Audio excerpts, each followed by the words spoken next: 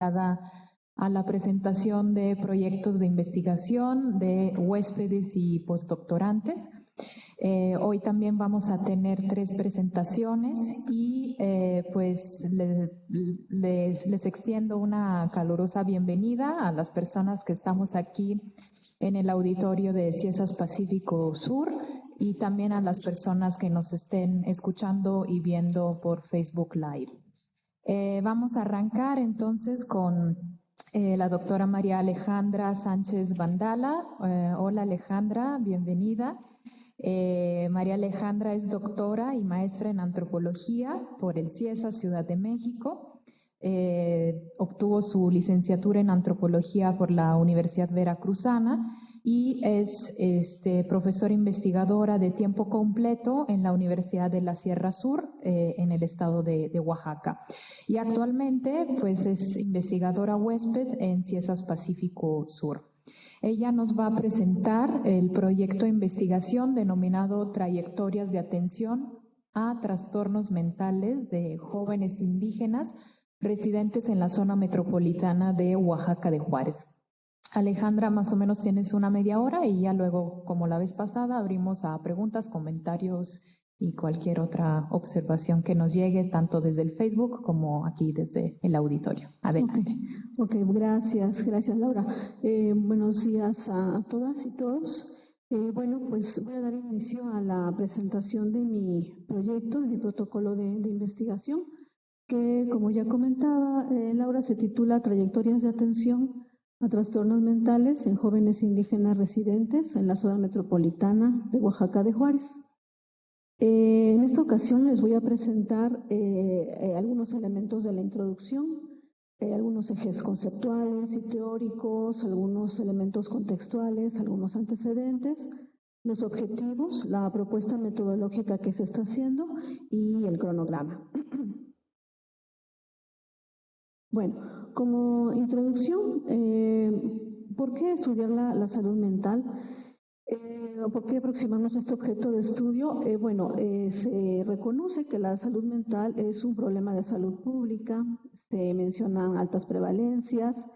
Con datos del 2020, la OMS señala que 1 de cada 8 personas vive o vivirá con un problema de salud mental y que la pandemia incrementó hasta en un 25% problemas como depresión y ansiedad. Algunas de las problemáticas en este campo tienen que ver con el bajo presupuesto que se asigna para su atención. En algunos estudios se señala que puede ser del 1 o el 2% del presupuesto que se designa a salud, lo que se va a dedicar a salud mental. Se señala también que hay importantes brechas de tratamiento y que son muy desiguales los porcentajes en países de altos ingresos, de medianos y de bajos ingresos. También se ha criticado que el abordaje que se ha dado a estas problemáticas sigue siendo hospitalocéntrico, a pesar de todas las propuestas que se han hecho sobre que se abra a una atención comunitaria, pues la inercia se ha mantenido centrado en el hospital y con un tratamiento básicamente farmacológico, cuando hay acceso. Y también en cuestiones del estigma que se sigue teniendo a personas que padecen este tipo de trastornos. Sin embargo, aunque estemos hablando de salud mental, pues la forma de concebirla es una cuestión en permanente debate. Vamos a encontrarnos con diferentes formas de concebir a la salud mental. Seguramente todos hemos escuchado la propuesta de la OMS, que nos dice que la salud mental es un estado de bienestar en el que la persona realiza sus capacidades, es capaz de hacer frente al estrés normal de la vida, de trabajar de forma productiva y de contribuir a su comunidad. Desde la salud pública, algunos autores han mencionado que se pueden también encontrar diferentes enfoques o abordajes, algunos más biomédicos, otros conductuales, cognitivos, socioeconómicos. Y desde la antropología se suele considerar que la salud mental, como otros constructos relacionados con la enfermedad, con la salud, pues son construcciones socioculturales y que van a cambiar en diferentes contextos sociales, geográficos, históricos, y que pueden haber conceptos tan distintos como que algunos pueden considerar que la salud mental es la capacidad de las personas de adaptarse a su contexto, a su entorno. En cambio, en otros enfoques dicen que sería lo contrario, ¿no? La capacidad que tengamos de transformar esos contextos. Entonces podemos encontrar muy diferentes maneras de aproximarse a este tema. Ahora, en esa propuesta, en este protocolo, se está planteando aproximarse a la salud mental en pueblos indígenas. ¿Por qué? Bueno, tenemos algunos datos epidemiológicos. Desde la epidemiología más convencional, pues han identificado mayores prevalencias que otras poblaciones de depresión, consumo de sustancias, alcoholismo, suicidio. Esto se suele asociar al estrés, a la discriminación que sufren estos pueblos, a pérdida de elementos socioculturales y pérdida de control sobre sus condiciones de vida. También se han identificado mayores o peores indicadores en cuanto a disponibilidad de servicios de salud, acceso y pertinencia cultural de la atención que se pueda brindar. Ante estas problemáticas, a nivel internacional y nacional, se ha propuesto lo que conocemos como el enfoque intercultural. Y bueno, hay documentos desde la OMS, desde la OPS, Plan Nacional, Plan de Acción sobre la Salud Mental, y a nivel nacional, pues en la Constitución se reconoce esta importancia de dar un enfoque intercultural a la atención, la Ley General de Salud y el Programa de Acción Específico de Salud Mental y Adicciones 2020-2024. También han señalado esta propuesta que básicamente sería reconocer la importancia de la medicina tradicional y que las acciones de atención estén adecuadas al contexto, a la cultura de los pueblos a los que se está atendiendo. Este enfoque ha tenido importantes avances en la región. Por ejemplo, se han creado hospitales interculturales, aunque bueno, se sabe que al momento de analizar su implementación, pues ha habido críticas de que sigue habiendo una jerarquización de saberes biomédicos y populares. Se ha propuesto la importancia de incluir agentes de salud comunitarios para lograr esta comunicación con la población, y también ha habido críticas de la incorporación que se ha hecho, también subordinado y sobre todo no pago. Se han abierto departamentos de psiquiatría transcultural en centros de investigación, en universidades, y en el DSM-5 se han reconocido síndromes de filiación cultural. Entonces, ha habido avances, aun con todas las polémicas que se puedan suscitar, pues sí ha habido avances. Ahora, desde la academia, ¿qué se conoce sobre la salud mental de los pueblos indígenas? Bueno, un punto importante a destacar es que la forma en que conciben a lo que podríamos llamarle salud mental, pues es muy diferente a la idea que podemos tener desde un enfoque más occidental. Se ha señalado que no hay esta distinción tan tajante que hay en Occidente entre mente y cuerpo, por lo tanto hablar de lo mental pues puede ser un poco problemático. Que cuando se habla de salud mental o algo análogo que pudiera hacerse corresponder, estaban hablando generalmente de elementos como la armonía con el ambiente, con la sociedad, con la cultura, y que si bien puede encontrarse o identificarse algunas sustancias que son diferentes a lo corpóreo, esas no son análogas a lo que conseguimos en Occidente como mente, ¿no? Desde la antropología médica se han estudiado síndromes dependientes de la cultura o de filiación cultural, el susto, nervios, empacho, brujería, nervios. Y todos ellos generalmente pues entienden que tienen manifestaciones tanto orgánicas como psíquicas o emocionales o morales o espirituales, porque estamos hablando de formas de concebir distintas. Y se ha discutido desde algunos estudios si se pueden hacer analogías con las categorías psiquiátricas, que se ha dicho, bueno, corresponde, sí o no, y tiene que ver con la forma de concebir a los sujetos, ¿no? Una forma universal que permite hacer estas analogías, o una forma que señala que la cultura construye en sí misma a los sujetos psíquicos. También desde la antropología médica se han estudiado los modelos etiológicos de todas estas manifestaciones y las terapéuticas propias, ¿no? La medicina tradicional, curanderos. Ahora, lo que se ha señalado es que estos conocimientos, estos abordajes que se han realizado, algunos tienden a lo que se le denomina una postura esencialista y ahistórica. en la cual se centra la atención en aquellos elementos que incluso se llega a decir que corresponden al pasado prehispánico o que se han conservado, casi inalterados, etcétera, sin tomar en cuenta todas las transformaciones que se han dado y las relaciones que ha tenido esto que se puede conocer como lo tradicional con otras formas de atención y otras formas de pensar la salud y la enfermedad, principalmente la biomedicina. Sin embargo, se propone que los procesos de cambio cultural que se han dado en todo momento, podemos recordar los estudios de aculturación de Aguirre Beltrán, y actualmente se señala que los movimientos de migración rural-urbano pues están acelerando los cambios culturales, no solo en pueblos indígenas, en todos los pueblos, en todas las sociedades y culturas, pues obligaría a una mirada que no fuera esencialista, sino que estuviera atenta a estas transformaciones que se están desarrollando.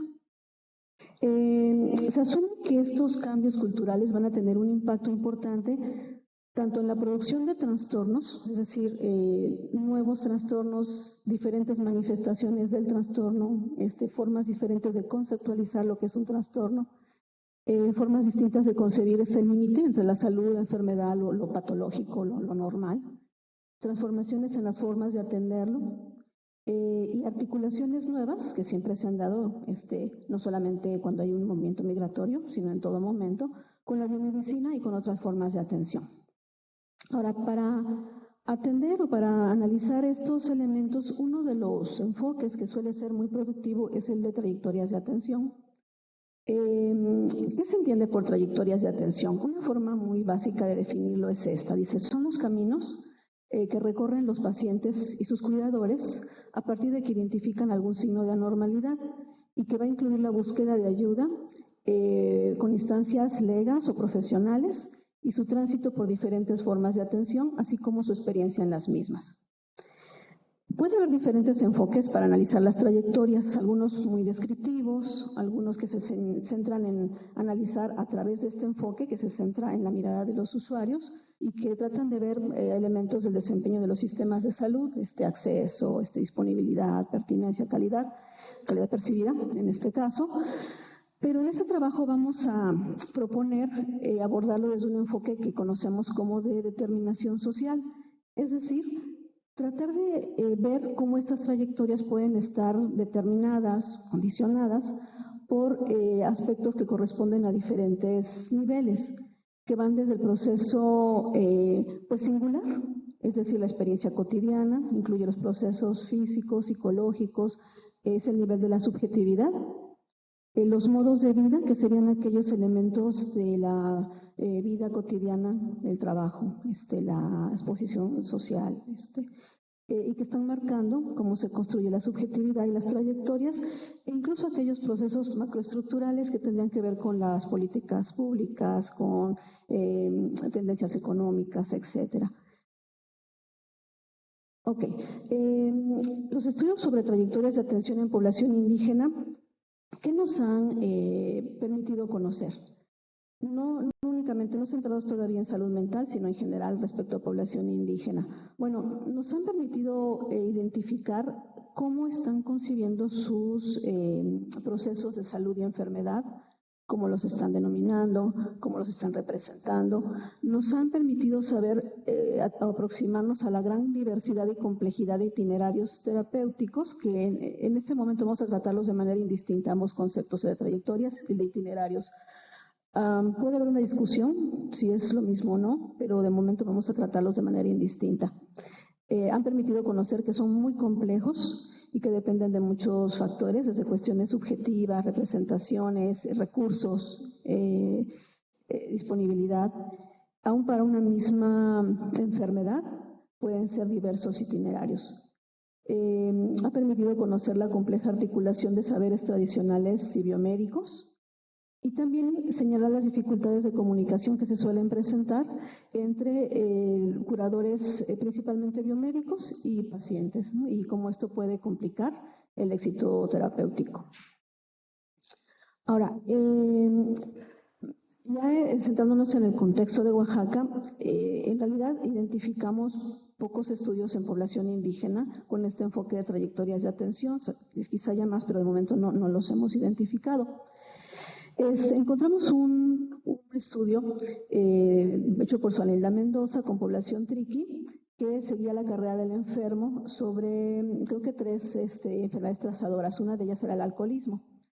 Centrándonos en lo que encontraba respecto al alcoholismo, encontraba que inicialmente se inician los procesos con una forma de autoatención, posteriormente se acude a curadores, en este caso, en el caso de la población que estudiaba, de la persona que estudiaba eran curadores tradicionales y biomédicos que iban haciendo secuenciales, a veces a la par y regresando, etcétera. Era una carrera del enfermo larga y que los diagnósticos que recibía en uno y otro eran diferentes, de espanto con médicos tradicionales y de intoxicación alcohólica para la biomedicina. Y va detallando cómo se va desarrollando esa trayectoria y cómo van dándose procesos de contención del mal y de recaídas, y concluye señalando que ninguna de las dos formas de atención pudo atenderlas, por lo tanto es un fracaso terapéutico en ambas.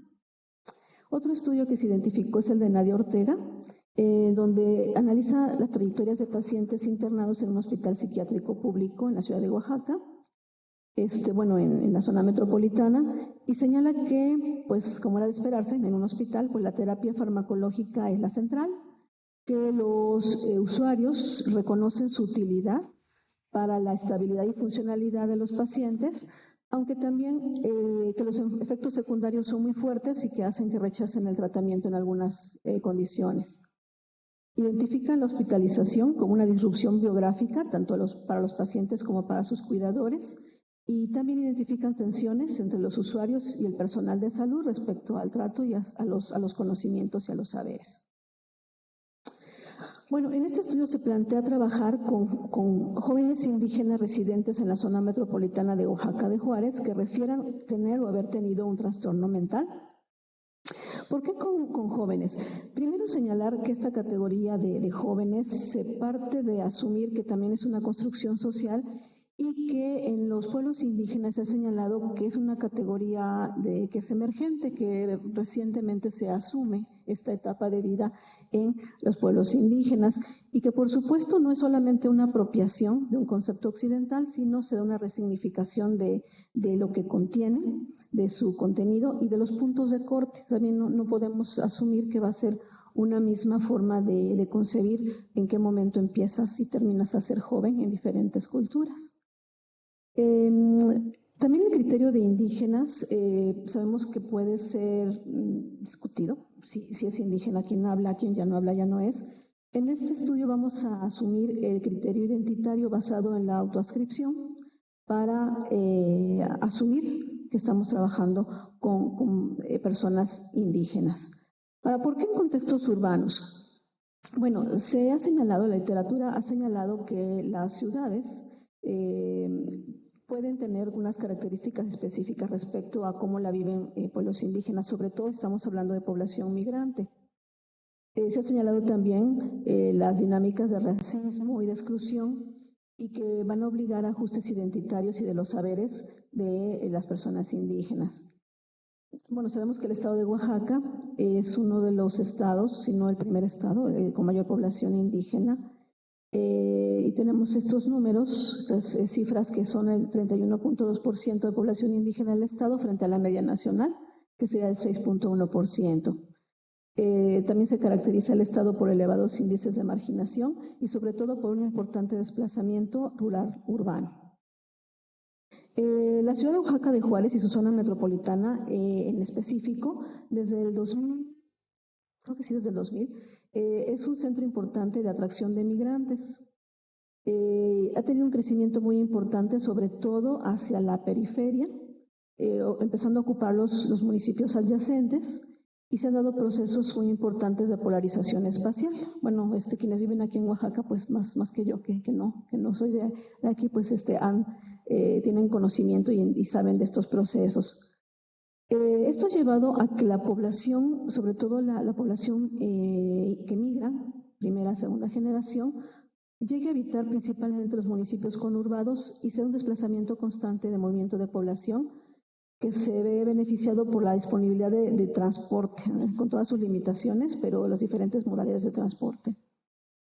Los municipios que están formando parte de esta zona metropolitana han sufrido procesos de desagrarización, la economía se ha terciarizado y la población económicamente activa se caracteriza por la informalidad. También hay procesos de desigualdad. Y aunque Oaxaca se suele presentar como una ciudad multicultural, pues en realidad sí se identifican procesos de racismo, de clasismo y de exclusión en ella. Esto nos lleva a plantearnos los siguientes objetivos. El principal en general sería analizar las trayectorias de atención a los trastornos mentales en jóvenes indígenas residentes en la zona metropolitana de Oaxaca de Juárez. El primer objetivo específico es identificar los problemas de salud mental que han experimentado los sujetos de estudio a lo largo de su vida. El segundo, describir la conducta de búsqueda de atención a dichos problemas y la experiencia de los sujetos de estudio en su tránsito por diferentes formas de atención. Un tercer objetivo sería identificar los elementos micro, meso y macroestructurales que determinan las decisiones y acciones que dan forma a las trayectorias. Y el último, identificar cómo inciden las trayectorias analizadas en la eficacia terapéutica percibida y en la experiencia del padecimiento de los sujetos de estudio. La metodología que se propone, se parte de que es un estudio dentro del campo de la antropología médica crítica, como decíamos, con un enfoque de determinación social, en el cual se va a partir de los relatos autobiográficos focalizados, y estamos asumiendo que estos relatos pueden hacer referencia tanto a situaciones o los hechos que recuerdan las personas, las motivaciones que los llevaron a tomar ciertas decisiones, los sentimientos, las emociones, y aludir al contexto en el cual se dio este proceso. Se va a trabajar con entrevistas en profundidad y más adelante les presentaré el esquema de guía de entrevista que se está proponiendo. Y los participantes, como decíamos, serán jóvenes indígenas con los siguientes criterios de inclusión, que residan en la zona metropolitana de Oaxaca de Juárez, que tengan un manejo suficiente del español, esto por una limitación mía, no manejo una lengua indígena, que tengan disponibilidad de al menos 2 sesiones de entrevista y firmen un formato de consentimiento informado. Y estos 3 criterios que, como ya comentaba, pues suelen ser como poco difíciles de determinar, sobre todo este último, de la cuestión del trastorno mental. Pero serían estos: ser indígena, asumirse como indígena, asumirse como joven y reportar un trastorno mental. Siempre y cuando este trastorno no les impida ser autosuficientes, trasladarse de manera autónoma y tomar decisiones de manera autónoma. Para identificar esta cuestión de personas que refieran padecer un trastorno mental, pues se suele recurrir a instrumentos de tamizaje, pero sabemos que entonces estaríamos centrándonos en una lógica occidental, buscando depresión, ansiedad, etc. Entonces, lo que se plantea inicialmente es abrirlo a lo que las personas puedan asumir o percibir como un trastorno mental o algo que ellos puedan hacer corresponder con esta categoría. La muestra pues es homogénea hasta cierto punto, jóvenes indígenas con residencia específica, y se buscará cierta variabilidad en cuanto al género, trabajará con hombres y con mujeres, variabilidad en cuanto a la migración, pueden ser personas que ellos migraron o segunda generación, primera generación de migrantes. Cierta variabilidad en cuanto al nivel socioeconómico, quizás centrándonos en el nivel educativo para hacer la estructura de la muestra. Se excluirán personas que estén hospitalizadas o en tratamiento que los hace tener dificultades para la comunicación o ser dependientes del cuidado de terceros. El número de la muestra se determinará por el criterio de redundancia. Y las estrategias de contacto que se están manejando inicialmente son estas 3, que sería la bola de nieve, a partir de conocidos, pues hacer una invitación a sus conocidos, ya sea presencial o de manera virtual. Se está pensando elaborar un cartel muy sencillo que puedan compartirse por WhatsApp o por redes para hacer la invitación con sus contactos. La segunda vía es acudir a grupos de neuróticos o alcohólicos anónimos para hacer la invitación, idealmente de manera presencial en alguna de sus reuniones, para invitar a personas que quisieran participar en este estudio. Y finalmente acercarse a instancias como el INPI, Servicios de Salud o Bienestar, y bueno, ahí dependiendo de la disponibilidad, de apertura y de sus propias dinámicas, pues establecer la manera en que se podría hacer este contacto con personas interesadas en participar. ¿Y qué se espera recuperar con este abordaje metodológico? Pues básicamente relatos. Se asume que los relatos pueden producir un doble discurso, al menos algunos autores así lo plantean, en el cual uno de ellos, en un nivel, vamos a poder aproximarnos, sabemos que no de manera objetiva en el sentido positivista, pero sí aproximarnos a lo que recuerdan como hechos, ¿no? ¿Qué fue lo que pasó? Y a partir de ello también aproximarse a la búsqueda de lo que podríamos considerar sus determinantes. Y por supuesto los relatos nos van a permitir aproximarnos a lo que las personas refieren que se piensa, o que se pensó, que se sintió, las vivencias y la búsqueda de sentidos. Se propone hacer una interpretación tanto de primer orden, en el nivel EMIC, como de segundo orden, para lo cual se requerirá a partir del relato ir recuperando otros datos de otras fuentes que pudieran estar articulándose con esta información o estas interpretaciones de primer nivel. El cronograma. Bueno, en este momento estamos aquí. Ay, perdón. Aquí. Ok, estamos en enero-febrero.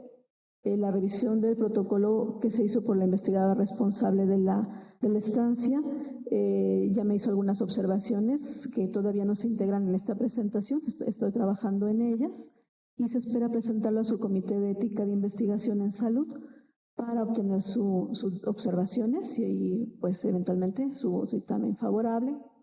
Y se iniciaría a establecer contacto con los sitios donde se considere poder captar a los potenciales participantes. En marzo y mayo realizar el trabajo de campo y empezar a transcribir y construir las categorías para la sistematización. Junio-julio sistematizar datos, desarrollar el análisis y en agosto-septiembre estar presentando los resultados al grupo de investigación. En sus observaciones hacer los ajustes necesarios para redactar los productos de investigación. Y pues algunas referencias que se están utilizando y eso sería todo. Y muchas gracias.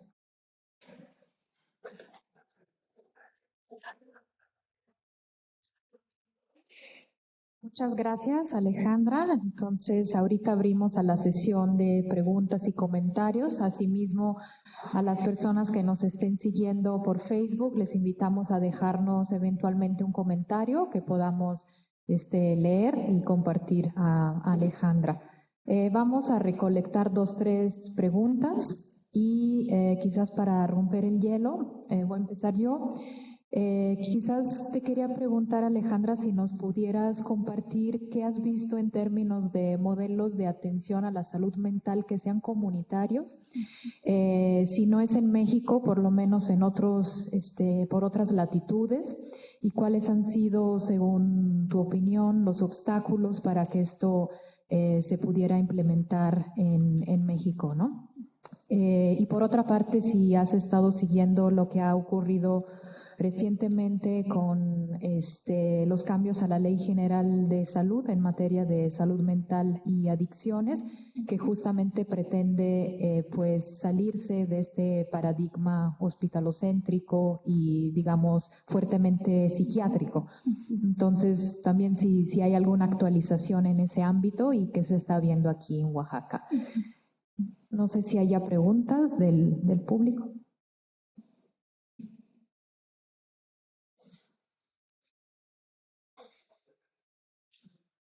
Bueno, gracias Alejandra por tu protocolo y por este tema también que es, yo creo que prescindible, sobre todo como bien lo planteaste, ¿no? A raíz de la pandemia también es uno de los padecimientos que se ha profundizado bastante, no creo que solo en el ámbito urbano, rural también, ¿no? Por supuesto, que no esté documentado ampliamente y en todos los sectores quizás es también la otra falta de información, ¿no? Que nos falta, pues como público desinformado a nivel global, ¿no? Respecto a lo que representó el COVID, por ejemplo. Yo quiero preguntarte más allá del objetivo de tu investigación, para los jóvenes indígenas que tú estás planteando documentar, más allá de que se cumpla el objetivo de la investigación como tal, ¿tú qué consideras dejarles a ellos a través de esta investigación, ¿no? En términos de que estamos hablando de su salud, por ejemplo, ¿no? Y más allá de la salud mental, ¿cómo consideras tú que puedes contribuir con ellos participando al mismo tiempo en la investigación? Gracias.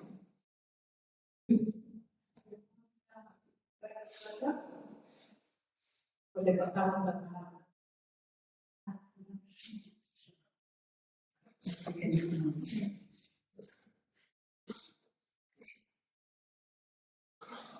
Hola, Alejandra, muy interesante. Me quedé pensando en lo que decías de que, pues que bueno, obviamente las poblaciones indígenas van a tender a referir a estos padecimientos no como algo mental y que tu criterio de selección pues incluye esa categoría. Y además los lugares en donde estás buscando a los participantes, pues también digamos que están en ese marco.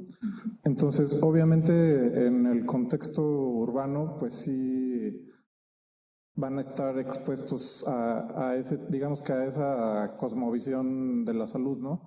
Pero si no habría, o bueno, si has pensado alguna forma de balancear esto y de tal vez buscar también, no sé si hubiera otros tipos de espacios también aquí con curanderos en la ciudad o algo así, como que en donde también se pudiera captar a participantes.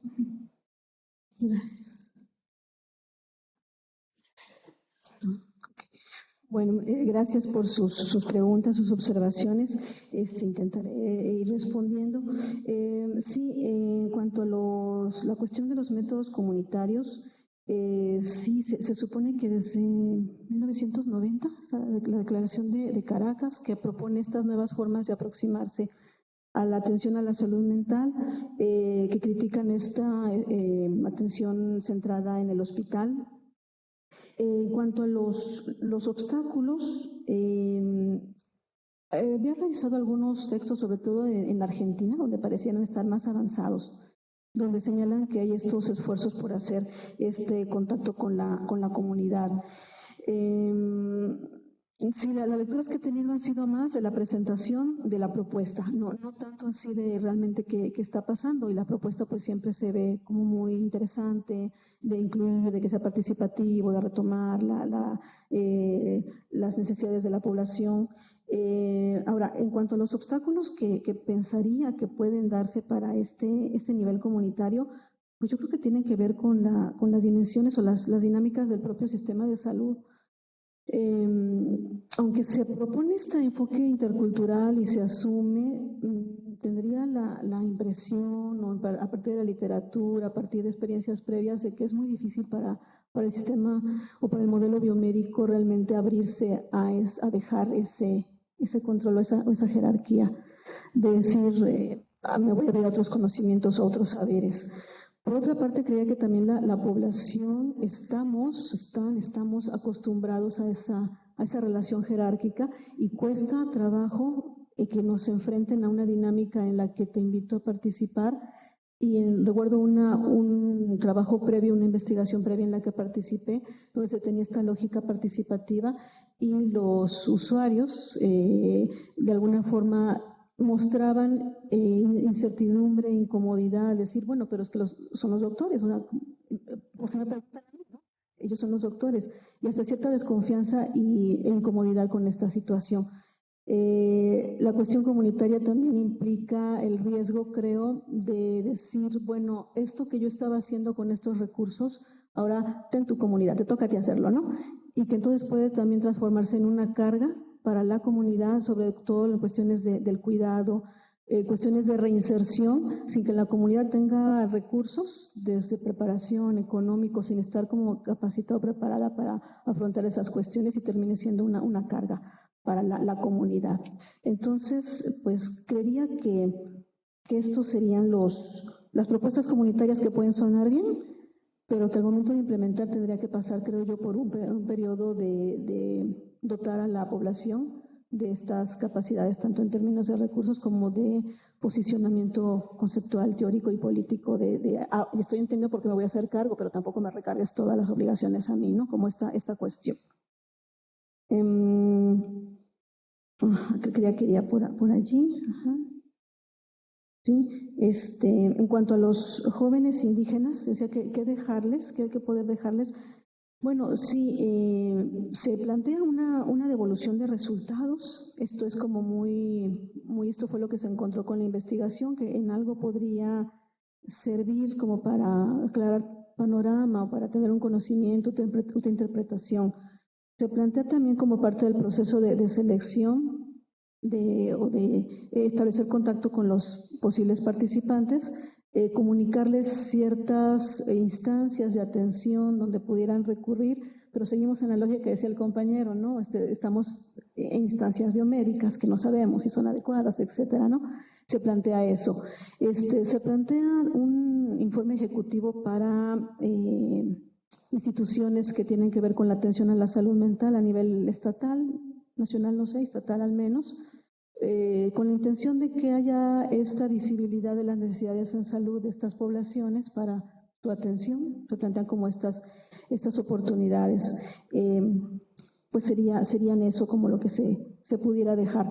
Yo creo que en función también de lo que se vaya encontrando y las necesidades que se vayan detectando, ir también pensando en estas cuestiones muy específicas para poder retribuir pues el tiempo que están brindando para participar en el estudio. Sería esto. Y en cuanto a la cuestión de la categoría de lo mental, sí es una de las cuestiones que desde el inicio comentaba con Paola, ¿no? Decir, bueno, ¿cómo concebimos lo mental? ¿Cómo acotamos lo mental? ¿A qué trastornos mentales o problemas mentales nos vamos a acotar?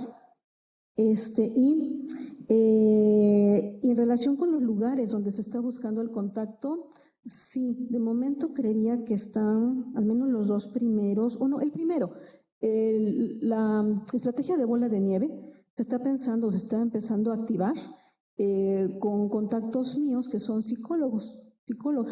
Obviamente estamos ya teniendo como esta entrada con esta forma de entender la salud mental, la psicología, ¿no? En Neuróticos Anónimos y Alcohólicos Anónimos pensamos que se puede abrir un poquito más porque los grupos son muy variados. No conozco aquí los grupos, pero en experiencias previas algunos pueden tener un enfoque muy centrado retomando aspectos de la psicología, algunos retomando aspectos de la religiosidad, de la espiritualidad, de cuestiones alternativas. Pueden ser muy diversos los grupos, aunque tienen unas bases y sus 12 pasos y todo. En realidad hay mucha apertura para que cada grupo se vaya conformando de manera distinta. Y en experiencias previas sí he identificado que no podríamos hacer corresponder a este enfoque como una postura más biomédica o medicalizada y ni siquiera psicológica, dependiendo del grupo. Ahí empezaríamos a tener un poco de apertura. INPIs, sector salud, sí, obviamente, bueno, INPI no lo sé, pero sector salud estamos regresando otra vez a esta visión más biomédica. Ahí es como mi mayor desconocimiento en este momento, si les interese, si tengo una apertura, si me contacté con una UNEM pensando que pues podrían tener en salud mental y adicciones, y la primera respuesta fue: nosotros no atendemos población indígena, no tenemos población indígena. Comentaba con Paula, seguramente sí, ¿no? Estamos en una ciudad donde es muy probable que sí, pero no la registren como tal y por lo tanto no la atienden como tal. Entonces, posiblemente encontremos también estas posturas si nos acercamos a este sector. Otra estrategia que en este momento no lo planteo es, conforme estamos haciendo las entrevistas y nos están indicando formas de atención a las que pudieron acudir, poder abrir e integrar estas otras formas a los que ellos efectivamente han acudido. Curadores, acudir a ver si esta persona pudiera incorporarse para ayudarnos a contactar a otras personas que han llegado ahí, pero no al grupo de neuróticos, no al grupo de alcohólicos, para empezar a abrir estas posibilidades, porque sí, el concepto de salud, de trastorno mental y de las formas de atención, pues es toda una discusión que es precisamente lo que se quiere incluir, pero sí hay que tomar en cuenta esto que señalas, de no pues sesgar desde el inicio dónde los vamos a encontrar, ¿no? Creo que sería hasta el momento, si algo falta me comentan lo que me esté pasando.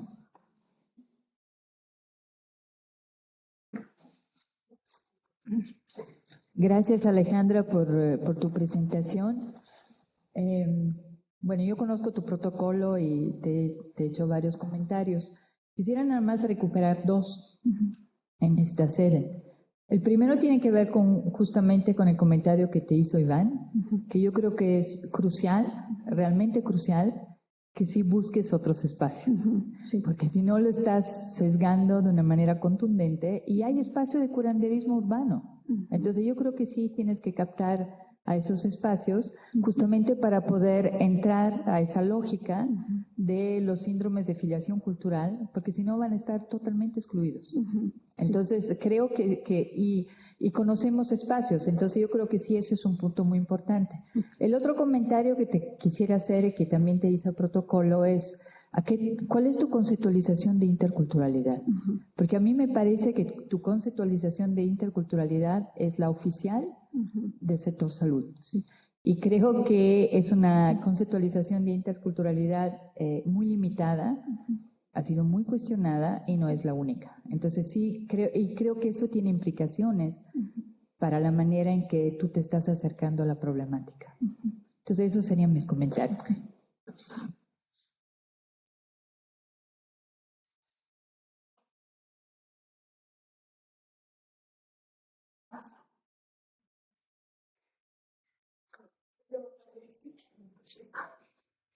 Y preguntarte, Alejandra, si ya has trabajado con personas jóvenes y en ese sentido, ¿cuál es tu experiencia?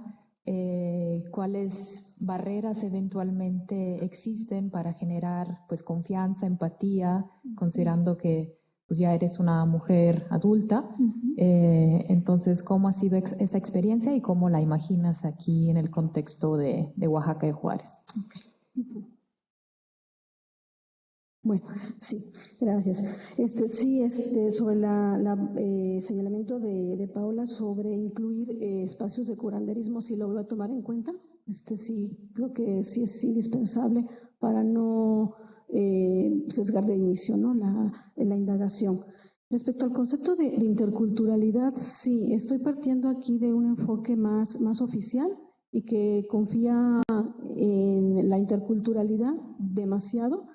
En un documento que hacía una ponencia que hacía previamente, se reflexionaba sobre esto, que incluso en los documentos formales se plantea la problemática, se dice que hay problemas de desigualdad, de acceso, pobreza, ¿sí? Y la respuesta es interculturalidad. Cuando dices, ajá, sí, eso va a solucionar todo lo demás, no es cierto, ¿no? Incluso en el documento formal. Sí.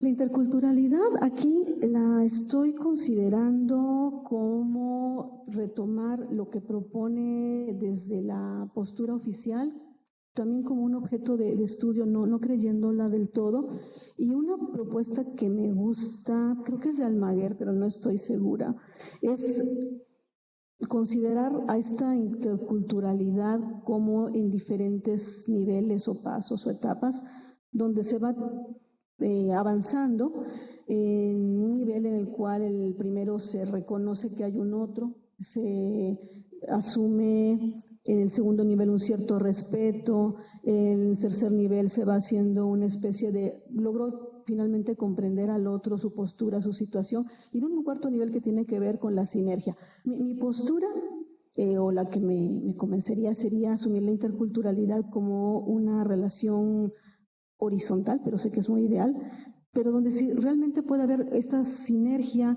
de, estos conocimientos son los míos, estos conocimientos son los tuyos, algo de tu conocimiento me puede servir a mí y juntos podemos articularnos, transformarnos mutuamente para atender problemáticas particulares que yo no he sido capaz y tú no has sido capaz.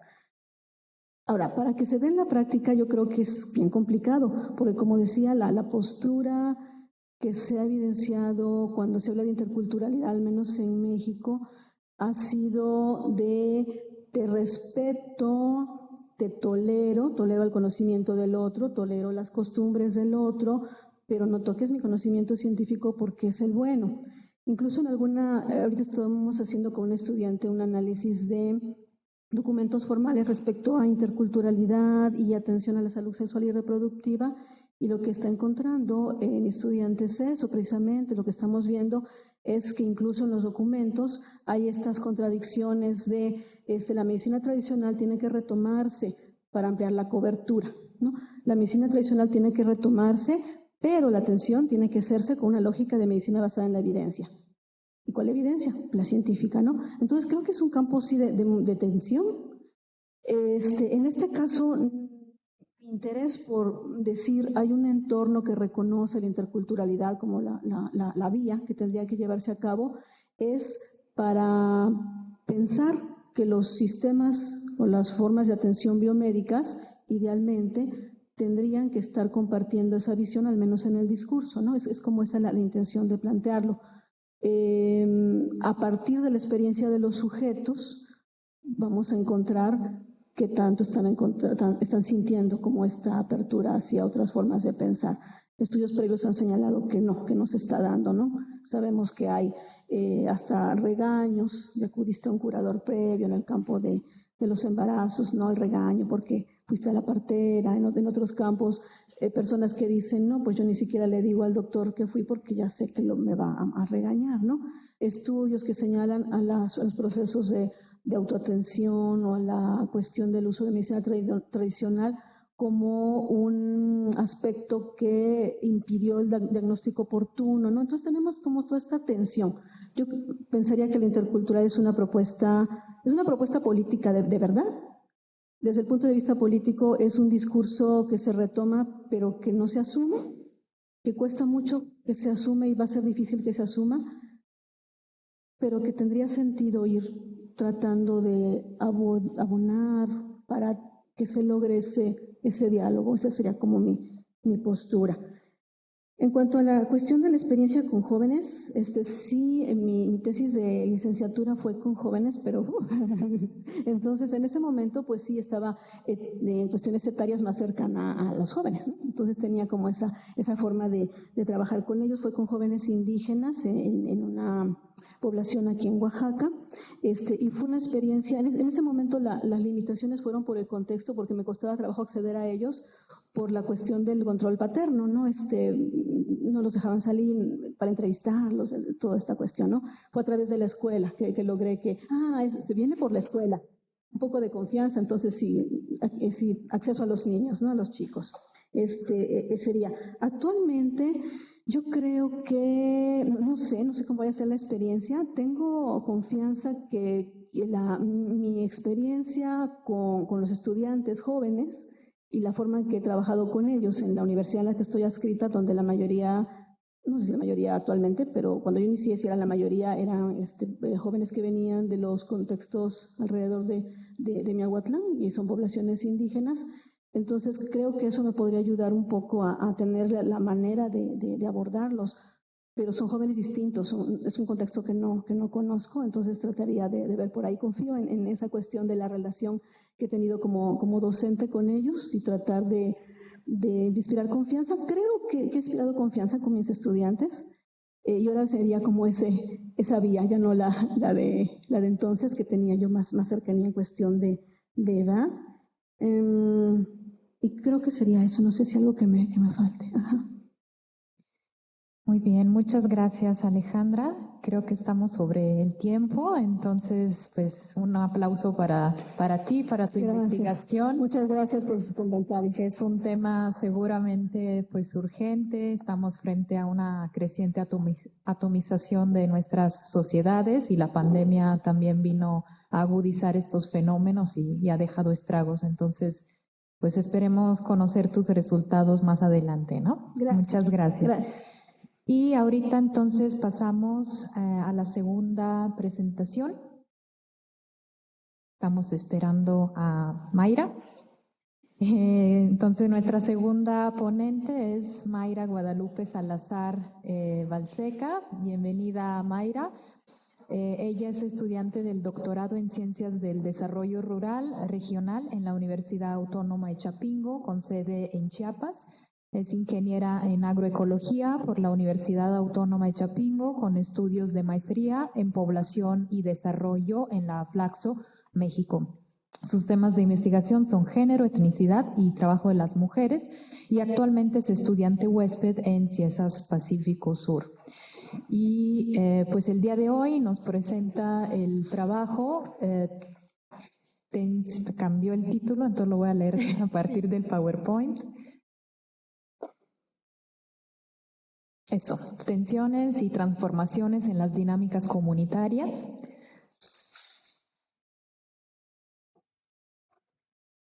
Alrededor del trabajo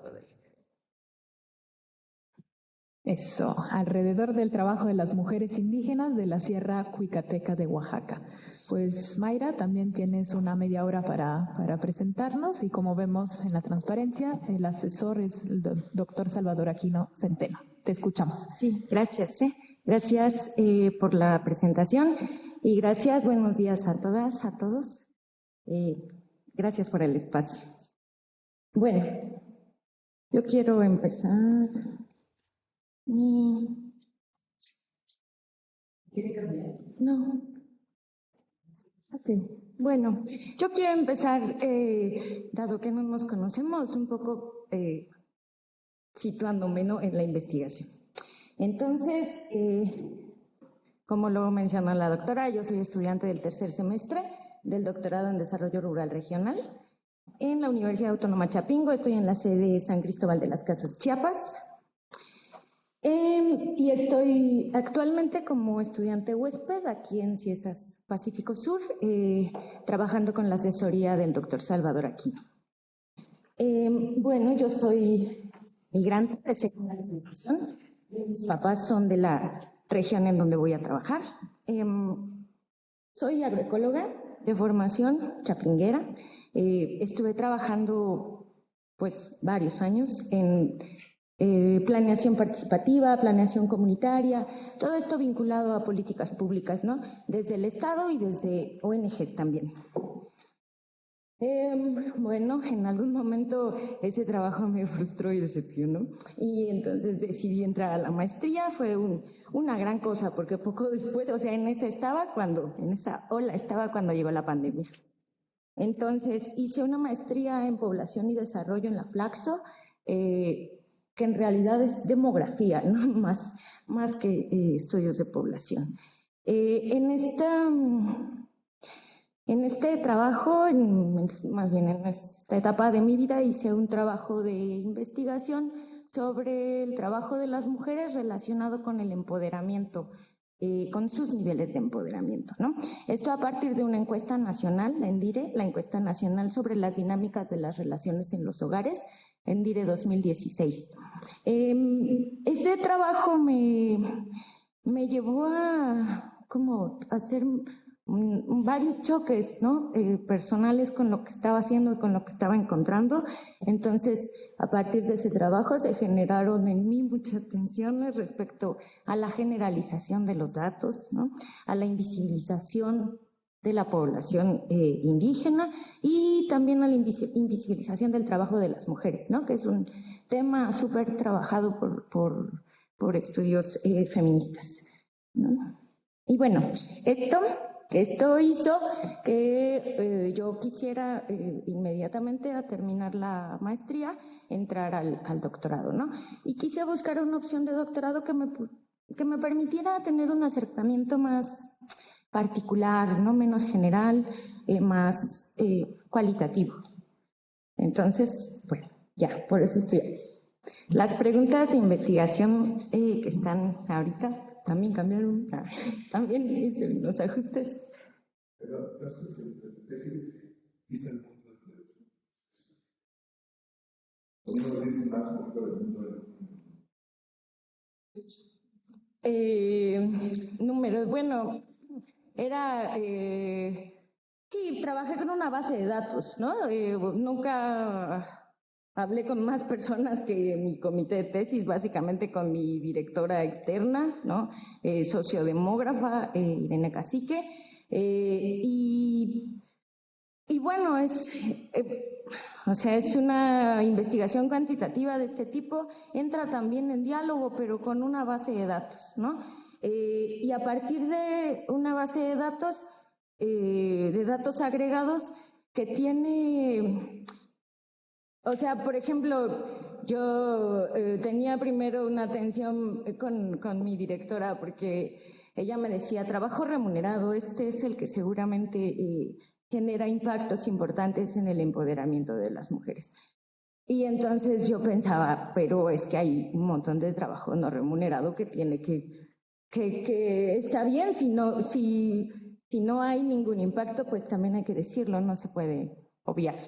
Entonces, bueno, por un lado eso, también, por ejemplo, otra tensión era cómo categorizar a la población indígena, ¿no? Y entonces, desde un criterio sociodemográfico, la forma robusta de ver a la población indígena, o sea, robusta era la palabra de mi directora, es por la lengua, ¿no?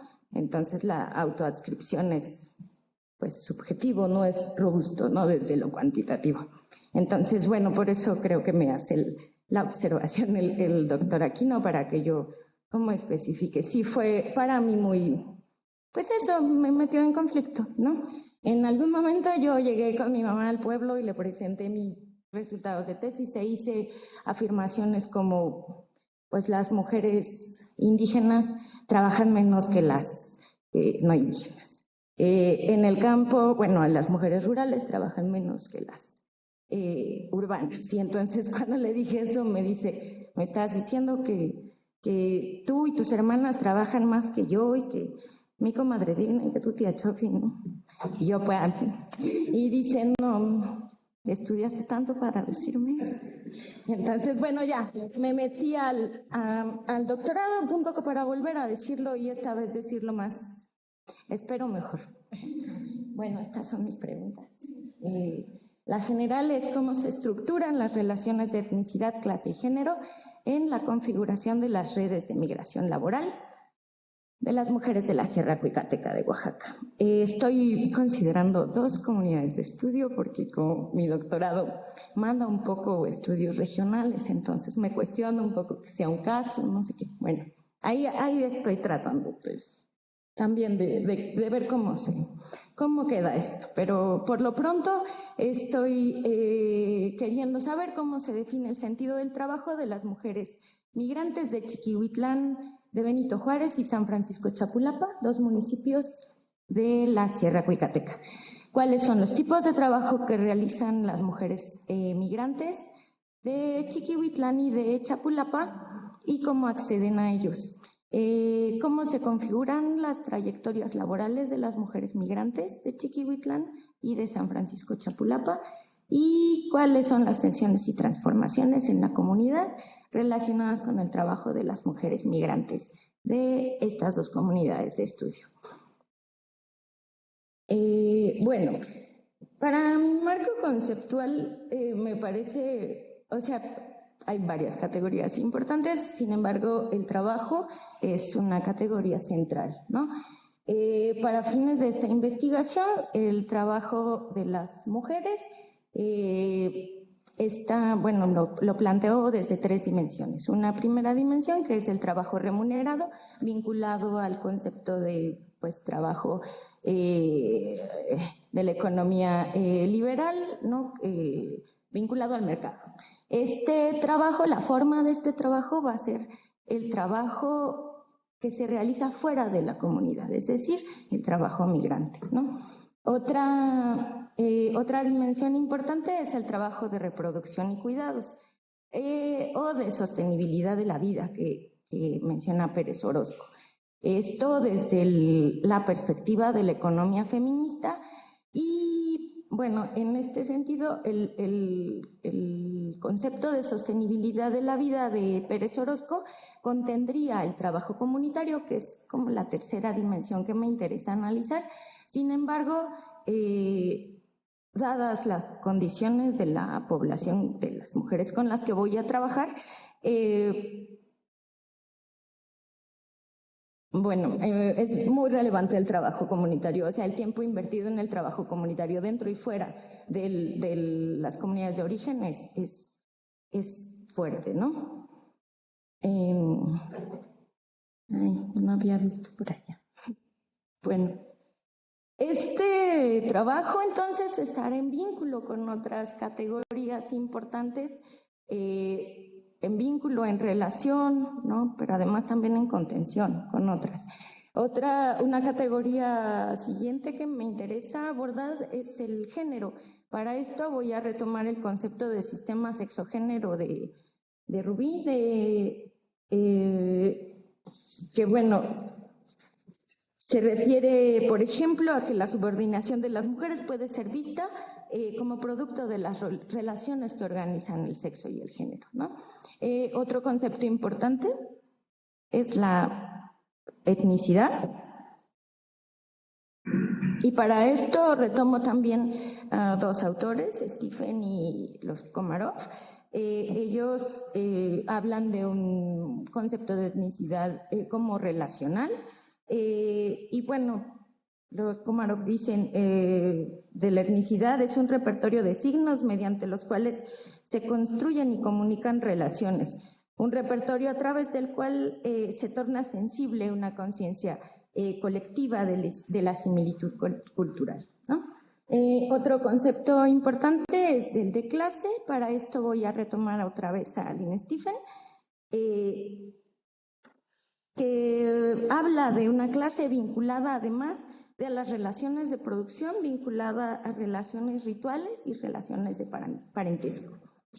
Respecto a la comunidad, retomo a Rosberg, que dice la comunidad vista como una asociación política formada mediante procesos de creación e imaginación política y cultural, ¿no?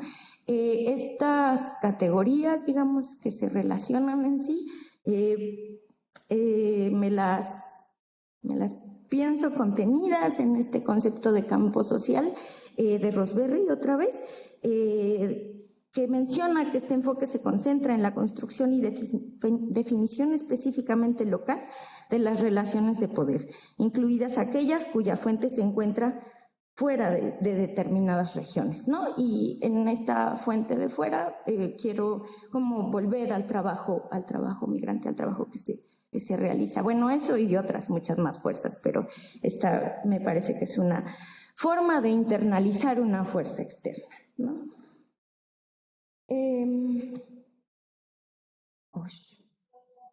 Bueno, les quiero presentar la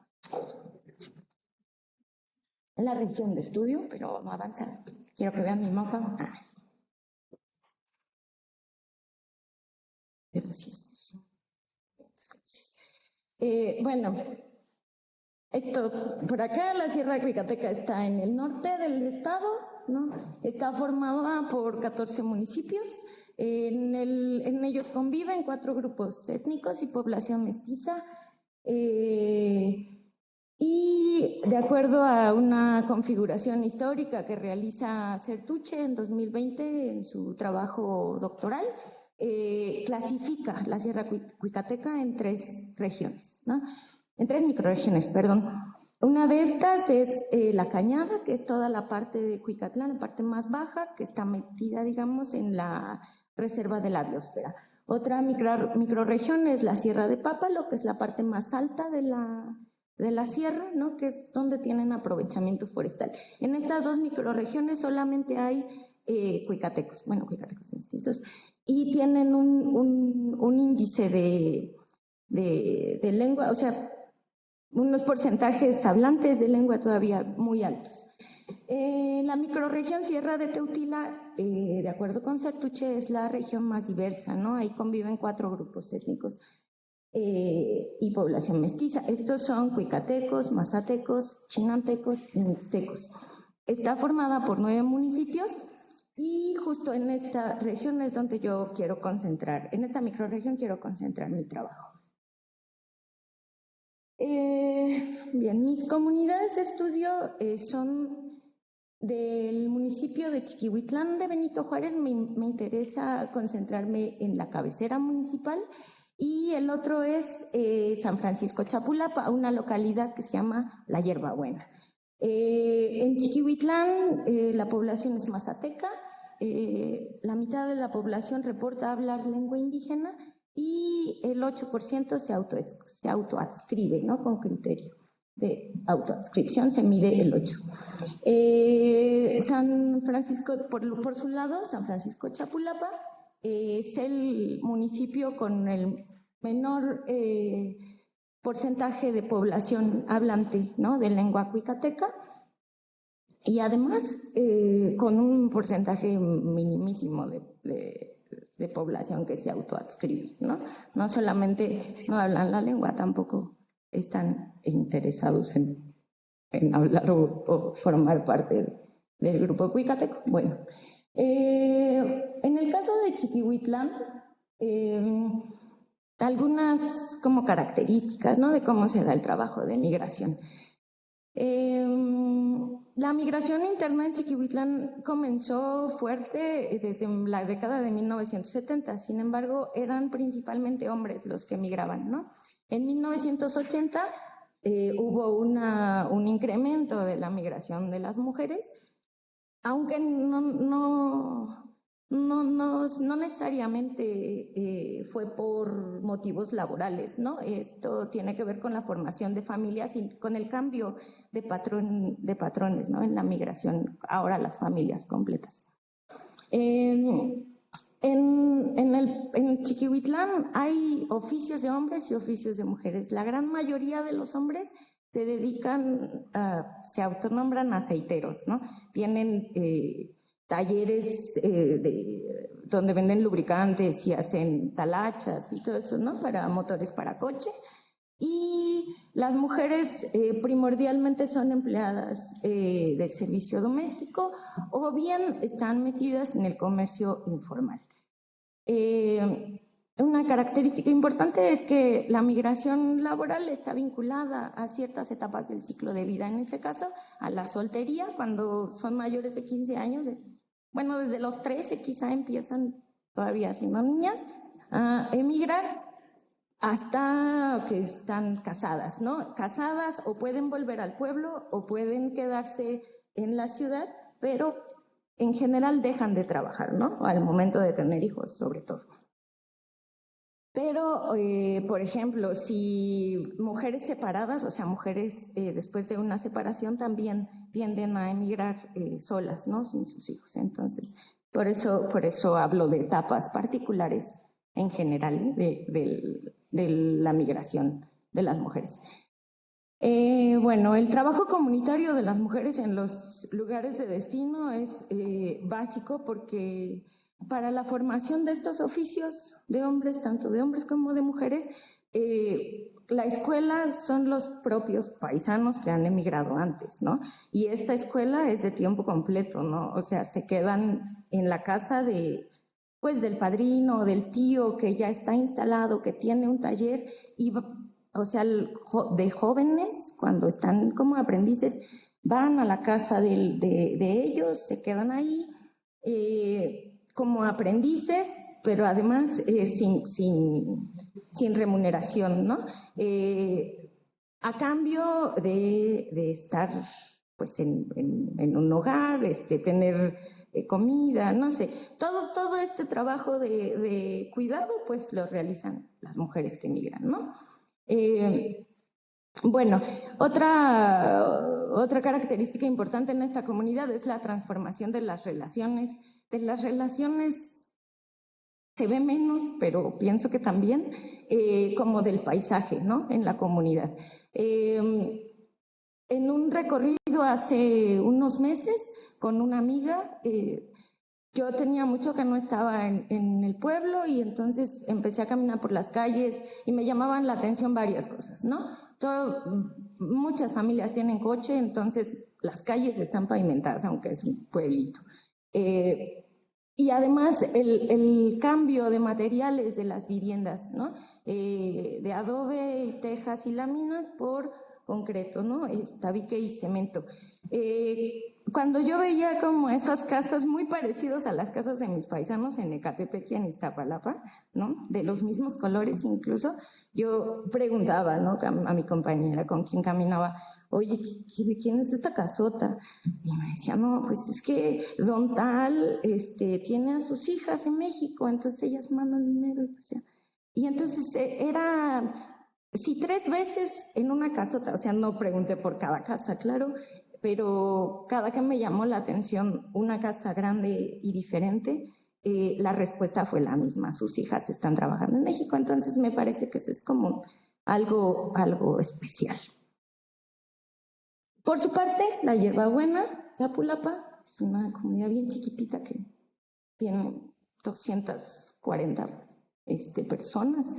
Tiene una tradición más reciente de migración interna también a la Ciudad de México y al área metropolitana. Esta viene de la década de los 90, ¿no? Se incrementó. Sin embargo, a partir del 2010 empezó una nueva ruta de migración, ¿no? Internacional a Los Ángeles, California.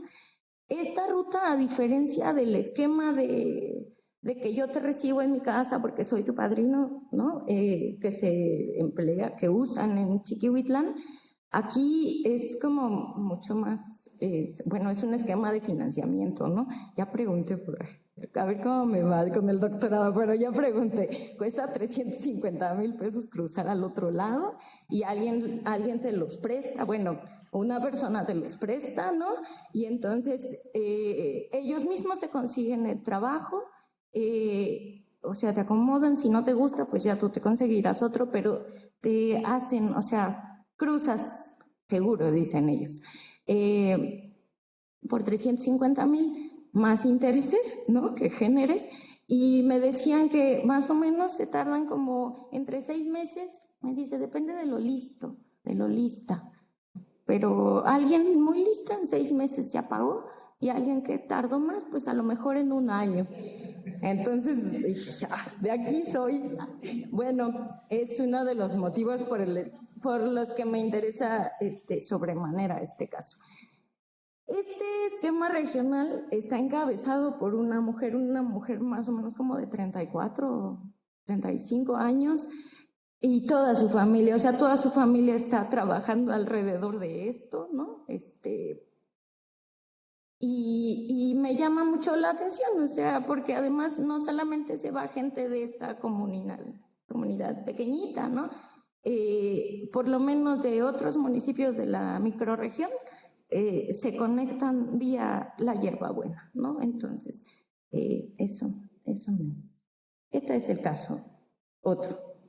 Bueno, la metodología que planteo es trabajar con mis sujetas de investigación, mujeres que han emigrado por motivos laborales en alguna etapa de su vida y que al momento de la investigación se encuentran en la comunidad de estudio. Entiendo que la categoría de género es una categoría relacional, por lo tanto no estoy borrando a los hombres de todo el campo, sin embargo, mi centro de atención es como la mirada de las mujeres respecto a eso y el papel que tienen, cómo movilizan, ¿no? Me parece que su trabajo es un dispositivo que mueve ahí muchas cosas. Pretendo trabajar con 2 niveles de análisis, el hogar y la comunidad, dado que me importa ver las transformaciones en la comunidad, en un periodo de estudio del 80 a reciente, ¿no? A la actualidad. 1980 porque es cuando sube la migración en una de las comunidades, ¿no? La migración de las mujeres, y me parece que bueno, además coincide, ¿no? Con un momento de entrada de las primeras reformas neoliberales, no sé. Entonces, esperen, me falta una. Me falta una última. Entonces, como les contaba al principio, yo quería salir del enfoque cuantitativo, muy cuadrado y no sé qué, y entonces quise atreverme, aunque no tengo formación de antropóloga, a hacer este acercamiento cualitativo a partir del método etnográfico, ¿no? Mediante observación participante y diario de campo. Me interesa también que a partir de este acercamiento yo pueda generar suficiente confianza con las personas como para que pueda levantar una encuesta retrospectiva, ¿no? Pues porque demógrafa y porque quiero datos. No, no es cierto, porque me parece que es una forma de voltear a ver un antes y un después. A partir de esta encuesta retrospectiva, pienso que podría identificar algunos casos que me pudieran llevar a entrevistas a profundidad o mejor a unas historias de vida, ¿no? Pretendo que con este material de campo realice un análisis de datos que primero incluya la operacionalización de la categoría de trabajo vía uso del tiempo, porque como me lo reveló la ENDIRE 2016 cuando trabajé con una base de datos, mucho del trabajo que se hace no se asume como trabajo, no se reconoce como trabajo, ni se nombra como trabajo, ni siquiera por del propio trabajo. Entonces, me parece que el uso del tiempo es una buena forma de trabajar estas dimensiones, ¿no? ¿Cuánto ocupas en la comunidad? ¿Cuánto ocupas, ¿no? De tu día. Bueno, y estas dimensiones del trabajo de las que les hablé al principio, me parece que pueden ser buenos ejes para construir trayectorias laborales, ¿no? 3 dimensiones de análisis. Trabajo remunerado, trabajo de reproducción y cuidados y trabajo comunitario. Y bueno, esto es lo que llevo hasta el momento. Y les cuento cómo me va. Muchas gracias por su atención.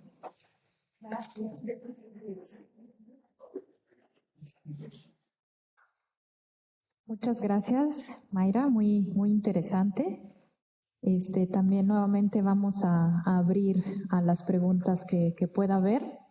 De entrada, creo que estábamos comentando con Paola que pues nos asombró los porcentajes que nos enseñaste respecto a al porcentaje de personas que se declaran hablantes de una lengua indígena versus autoadscripción, porque usualmente lo que vemos es que el porcentaje de hablantes es menor respecto a la autoadscripción, que es más flexible y amplia, ¿no? Mientras en estos casos es al revés y además hay una brecha pues muy fuerte. Entonces, ¿cómo te explicas esto? Haciendo un poquito una comparación entre lo que dicen los datos duros, que quizás alguien más recolectó, y tu experiencia en estas propias comunidades, ¿no? Y bueno, abro a las preguntas, Salvador.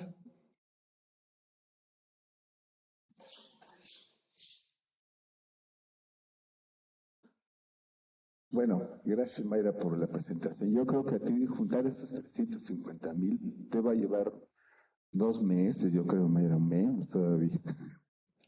El contexto de estos retos que implica migrar y de lo que decías, ¿no? Depende de lo listo, ¿no? Pero también eso es muy relevante, Mayra. Nos compartiste que no eres de antropología. ¿Cómo llegaste, cómo empezaste a pensar los conceptos de clase, etnicidad? Bueno, el género creo que ya habías trabajado en tu programa de doctorado.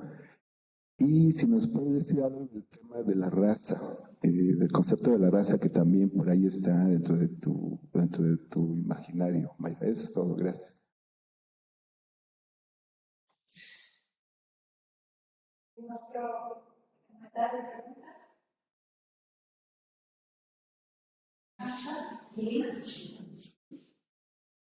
Gracias.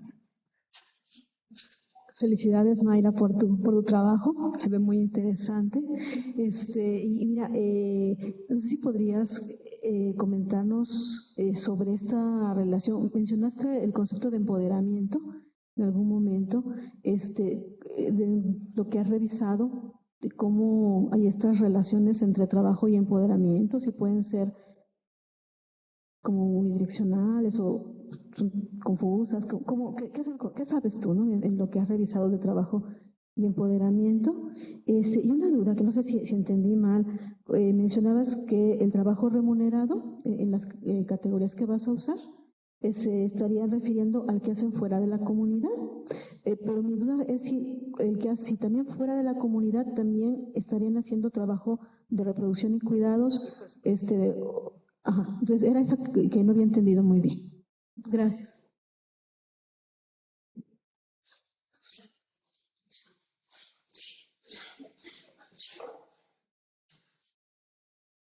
Gracias. Bueno, muchas gracias, Mayra, por tu presentación, por las bellísimas fotos de la Sierra Cuicateca, que se antoja un montón recorrer. Y a mí tu trabajo más bien me deja un montón de preguntas, o sea, realmente me dan ganas de sentarme contigo a preguntarte cosas, muchas, porque como que tocas muchas esferas y en algún momento me perdí cuál es la fundamental, digamos, ¿no? Porque hay una discusión alrededor del tema del trabajo. Y que entiendo que de alguna manera hay en ti una tensión entre cómo salir de las nociones más clásicas de pensar el trabajo exclusivamente como el trabajo remunerado, ¿no? Para reconocer esas otras dimensiones del trabajo sin las cuales la vida no se reproduce, ¿no?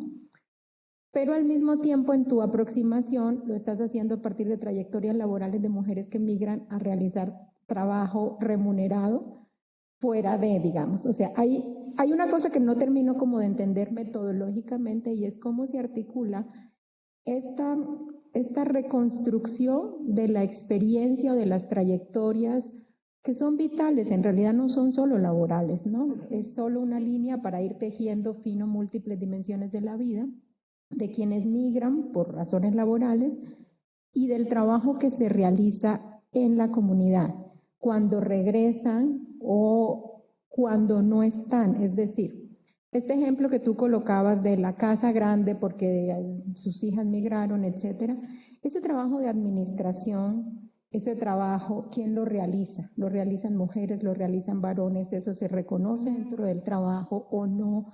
En fin, como invitarte a pensar un poco más en estas dos dimensiones del trabajo de reproducción y del trabajo comunitario en la configuración de estas lógicas de empoderamiento o no. Una segunda pregunta concreta tiene que ver con la propiedad de la tierra y de los recursos. ¿Quiénes son las o los propietarios de la tierra? ¿Las mujeres son propietarias o no? O sea, esta participación en el mercado laboral ha implicado una reconfiguración en el acceso a recursos de todo tipo, tierra, financieros, participación política, toma de decisiones, etcétera. ¿Cómo está un poco eso, no? Es algo que me quedaba allí como la duda, para justamente complejizarlo también, no solamente en términos de quién envía o no envía, sino o de la experiencia subjetiva, que es muy importante sin duda, pero también un poco pensar en esta perspectiva como intergeneracional que estás planteando, que yo creo que es una beta muy interesante para articular tu mirada desde la sociodemografía a una mirada antropológica. O sea, sí creo que es una buena ruta pensar en estos 2 o 3 generaciones en esta temporalidad que estás planteando, ¿no? Pero me preguntaba eso, si ha significado también una redistribución o una problematización del tema del acceso a los recursos genéricamente diferenciado y generacionalmente diferenciado, ¿no? Ese sería.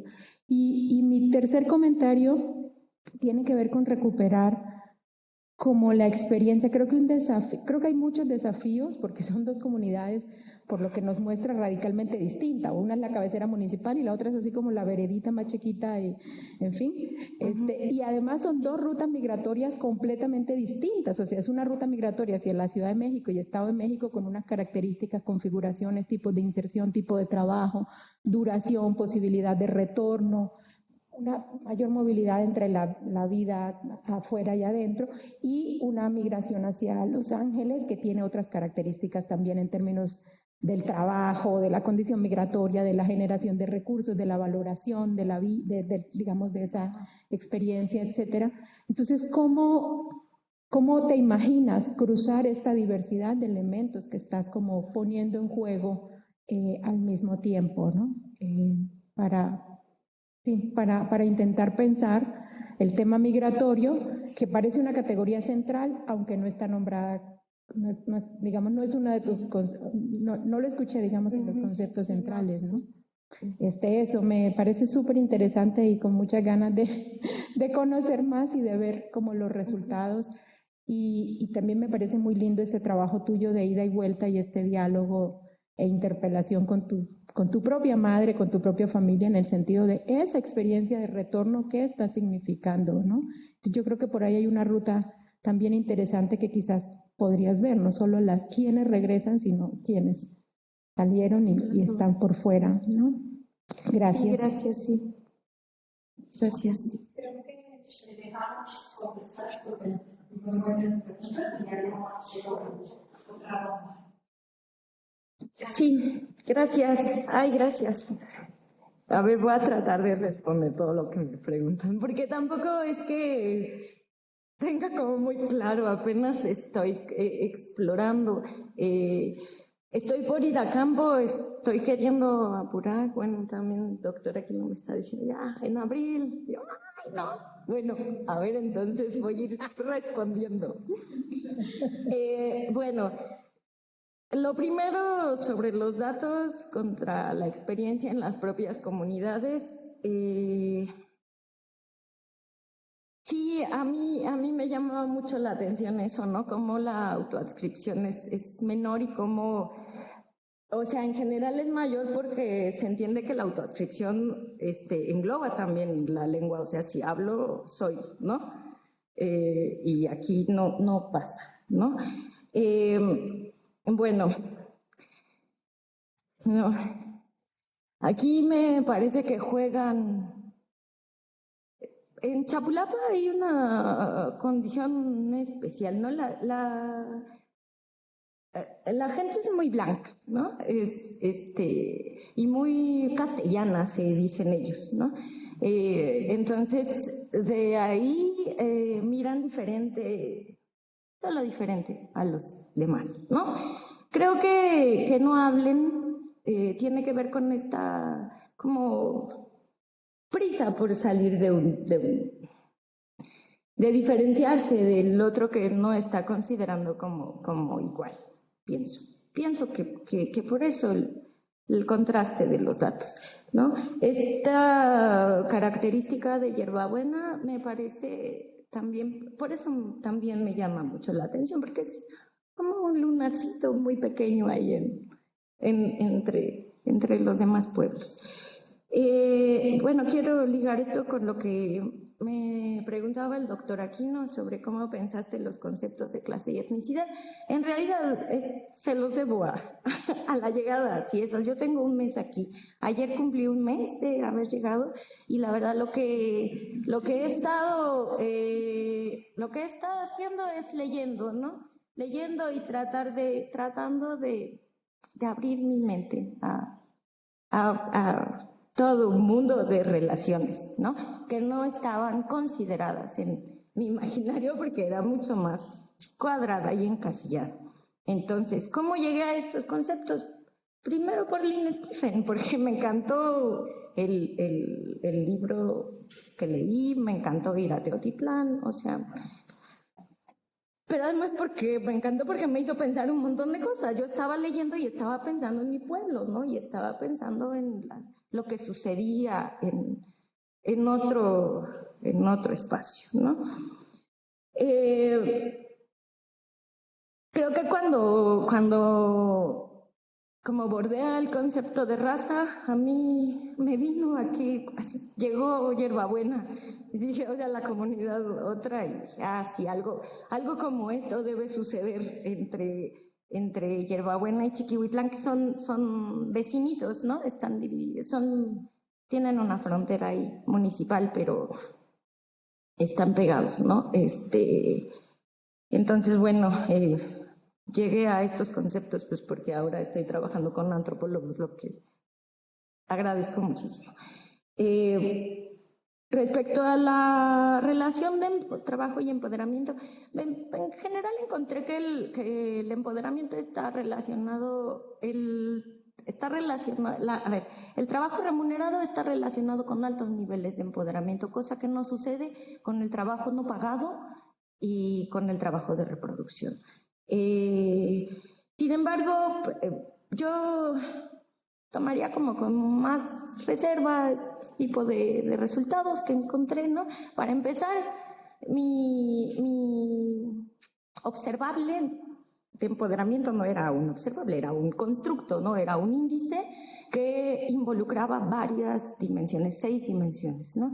Una propuesta de Irene Cacique para medir empoderamiento. Entonces, encontraba, por ejemplo, que mujeres que son empoderadas económicamente no necesariamente tienen una visión empoderada respecto a los roles de género, ¿no? O sea,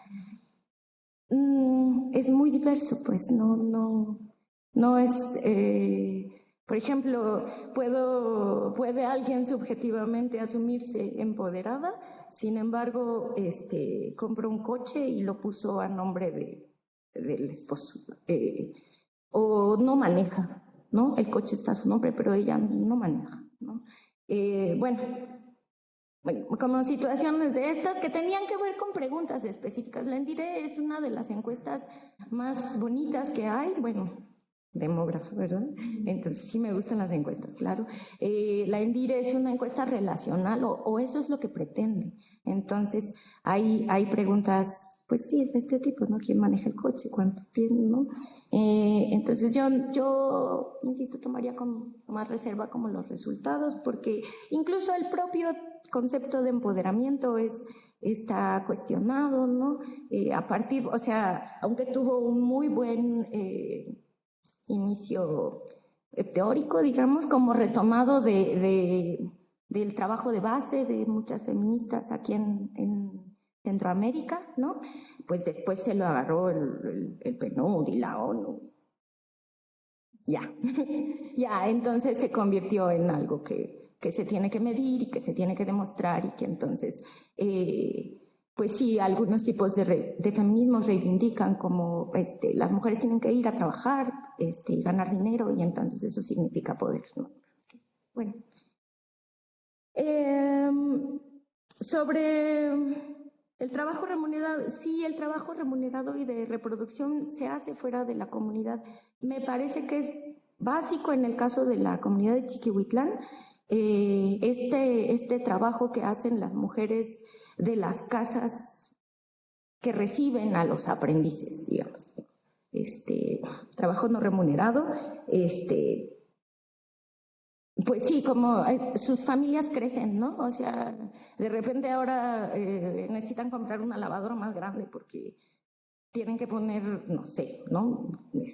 Pantalones de 4 hombres que son el esposo y los 3 trabajadores, por ejemplo, ¿no? Entonces, sí permanece, no se mueve.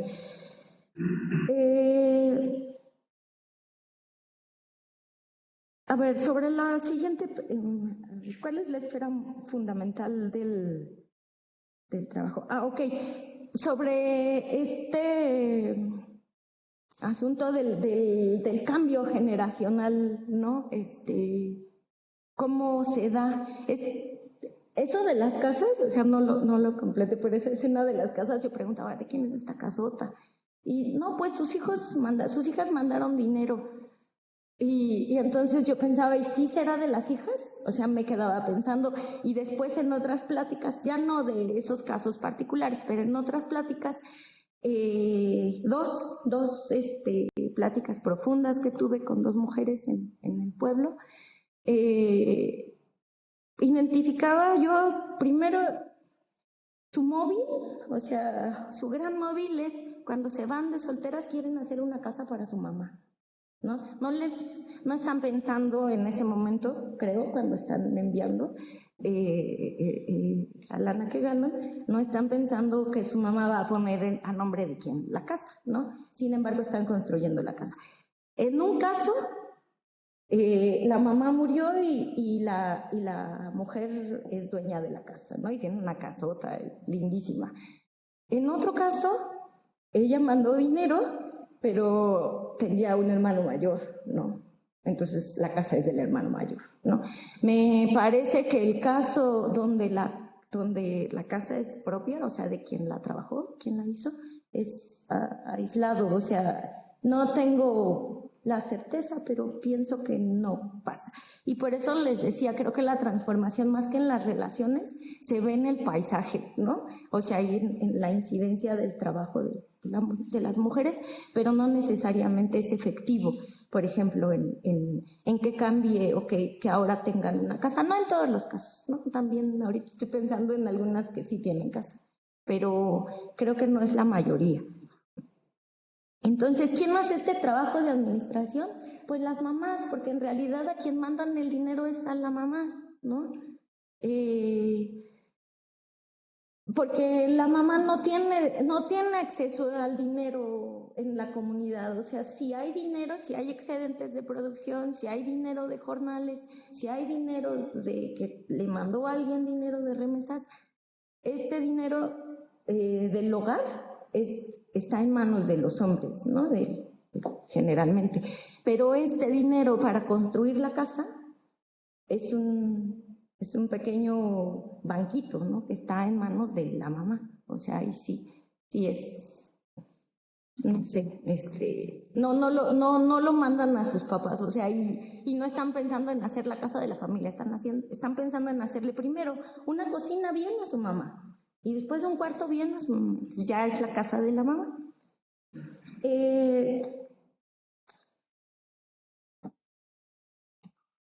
¿Cómo me imagino cruzar esa diversidad de elementos? Eso es lo que estaba viendo ayer la presentación y digo, ay, ¿cuál quito? ¿Por qué? Ya no quiero más, no quiero como... en realidad no las pensaba ni para mí la categoría central, que también me lo preguntaste, ¿no?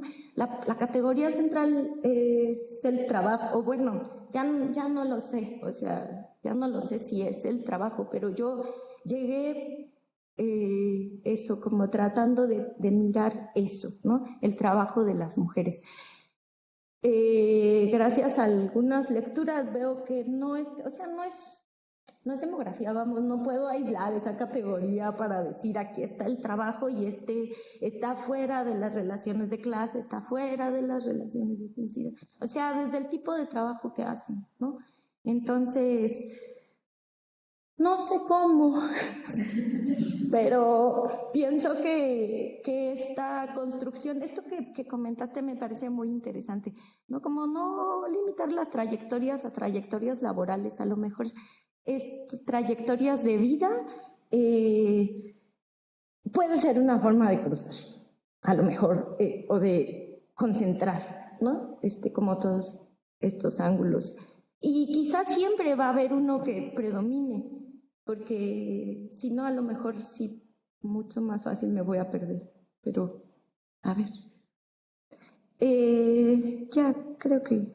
también gracias por el comentario sobre quiénes regresan y quiénes no.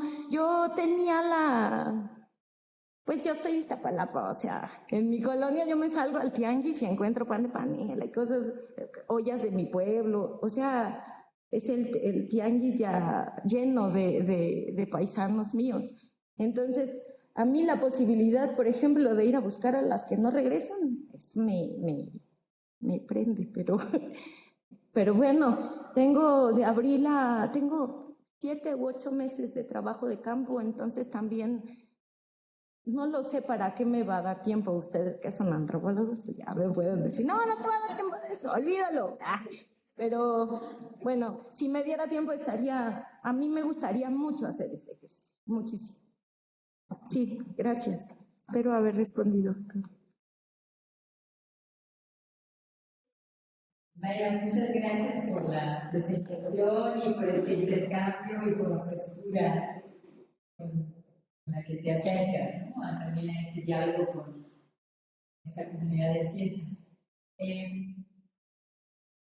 De alguna manera, algunas de las preguntas que tenía ya las contestaste ahora, ¿no? Entonces, creo que me voy a enfocar solamente en un par de puntos.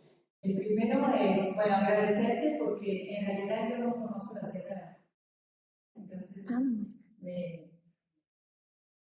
me trae mucho la atención, ¿no? Saber más. Bueno, en primer lugar, justamente lo que mencionamos con Laura de lo de autoscripción versus hablantes, porque va en contra de lo que es la tendencia del Estado de Oaxaca. Entonces sí, ahí hay algo que enfocar, ¿no? Hay algo que buscar que sería interesante y que seguramente tiene que ver también con el imaginario porque los tantos no tienen.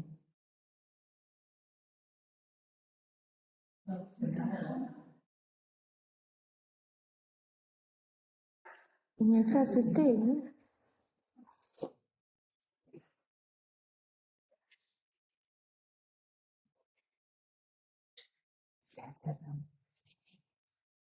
Bueno, que creo que tiene, o sea, el primer punto era ese dato que va en contra de lo que es la tendencia del Estado en cuanto a diferencia entre autoadscripción y hablantes de lengua indígena.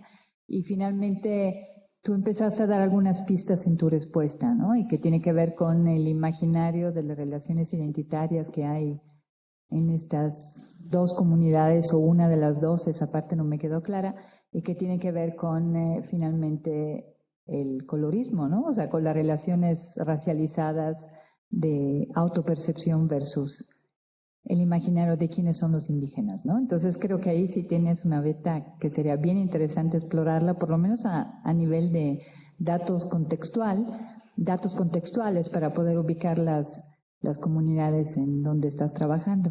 Yo también como Lina me quedo con muchísimas preguntas, y tal vez la principal que te quisiera plantear es que a mí no me queda claro realmente cuál es tu pregunta de investigación. O sea, ¿a qué te vas a enfocar? ¿Qué es lo que estás preguntándote a través de lo que conoces, tanto a nivel experiencial por tu propia historia familiar como por el conocimiento de las comunidades, así como el bagaje de lectura y de formación que tú has tenido? ¿Cuál es la pregunta central que te estás haciendo? Porque creo que de ahí vas a determinar dónde te vas a concentrar en esos 8 meses de trabajo de campo, ¿no?, que tengas. La otra pregunta que te quisiera hacer tiene que ver con esta transición de la demografía o de la sociodemografía a estudiar un doctorado en desarrollo rural en Chapingo con sus propias características, a llegar al CIESAS y tener este intercambio o tal vez esta nueva dimensión atractiva de las herramientas que tiene la antropología.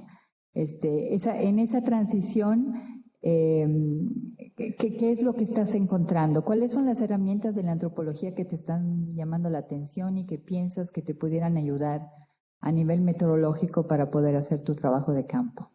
Y después una pregunta muy puntual que me surgió escuchándote, porque no sé si lo entendí bien o no. Cuando estabas hablando de las 3 dimensiones del trabajo, el remunerado, el trabajo comunitario y el trabajo de reproducción, no sé si lo entendí bien, pero entendí que el trabajo remunerado implica necesariamente siempre la migración, o sea que las fuentes de trabajo son siempre fuera de la comunidad. Eso sería la primera pregunta, si es así. Y la segunda pregunta también tiene que ver con, no sé si lo entendí bien, pero me parece que tú dijiste que el trabajo comunitario se reproduce en los lugares de expulsión migratoria, o sea, o el trabajo comunitario te refieres al trabajo que se hace en la comunidad. ¿Y qué dimensiones tiene? Porque esa parte no me quedó clara. Pues muchas gracias. Gracias. Otra pregunta más y creo que para darle tiempo de contestar a Mayra, tratamos de cerrar, ¿no?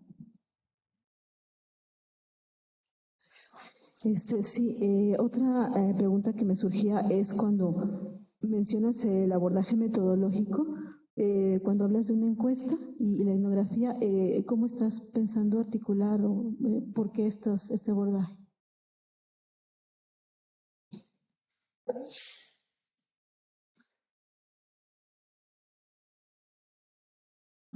Ya, ok.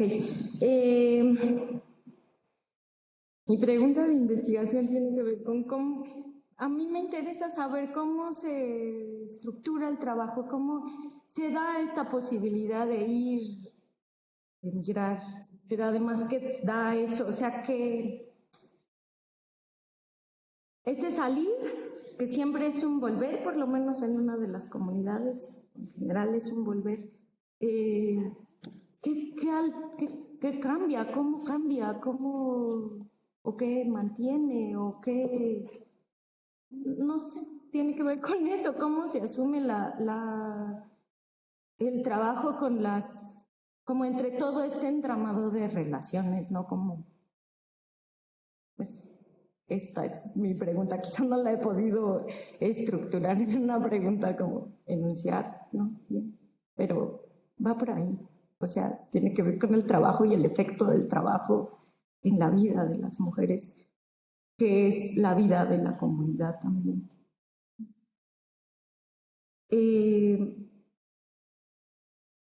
Las herramientas de la antropología, a mí el método etnográfico me parece como así clave para comprender, ¿no? Estar y ver es algo que me va a permitir entender, ¿no? Diferente de llegar con una... O sea, que no descarta una entrevista a profundidad o una plática. Sin embargo, el estar ahí le da contexto a esa plática. No sé, como me parece que los elementos de comprensión que me puede dar el método etnográfico son lo que más me llama la atención de ustedes, bueno, de la antropología. También me gustaría poder escribir una tesis que se lea bonito y que no sea soy otro vecino, el borrador, ¿no? Yo vengo de una escritura más, pues, cuantitativa, con un montón de reglas ahí para no hablar de muchas cosas que no puedes, tú no puedes asegurar tal cosa, que no puedes meter un poco tú, qué estás pensando, quién eres tú, porque no es que esté prohibido, pero si los datos no lo dicen, tú tampoco. Entonces, me gustaría mucho aprender a escribir etnografía. Estoy tomando un taller bien bonito con Belia, bueno, sobre escritura etnográfica, y es algo que de verdad me gustaría. Por ejemplo, en Flaxo no me dejaron hablar en primera persona. No era Flaxo, era grafía, no, que no se diga. Pero sí, a mí me gustaría, por ejemplo, eso. Pues, me gustó mucho llegar y decir, y aquí me puedo situar y decir quién soy, ¿no? Esta frescura, creo que este sentirme bien tiene que ver con las formas de la antropología diferentes de las otras formas.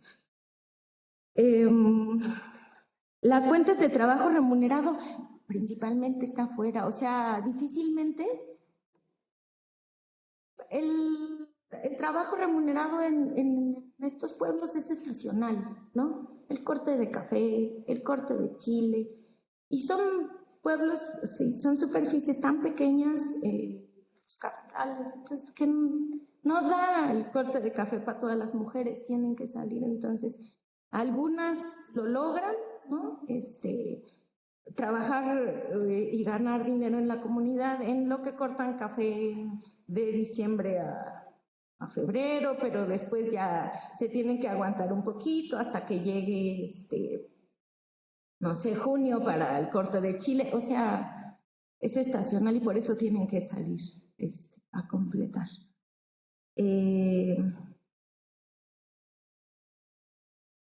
trabajo comunitario, por ejemplo, hay dos, en el caso de Chiquihuitlán, que es como es más, que se puede ver, o yo puedo ver más el trabajo comunitario, hay me parece que 2 asociaciones civiles que están, bueno, no, una religiosa y otra no. Entonces, por ejemplo, esa asociación civil tiene ya un montón de tiempo, se llama Chiquihuitecos Residentes en México, algo así. Por ejemplo, hace tiempo, esto cada vez menos, cada vez más vinculado a fiestas religiosas, pero hacían, por ejemplo, bailes de beneficencia, kermeses, no sé qué,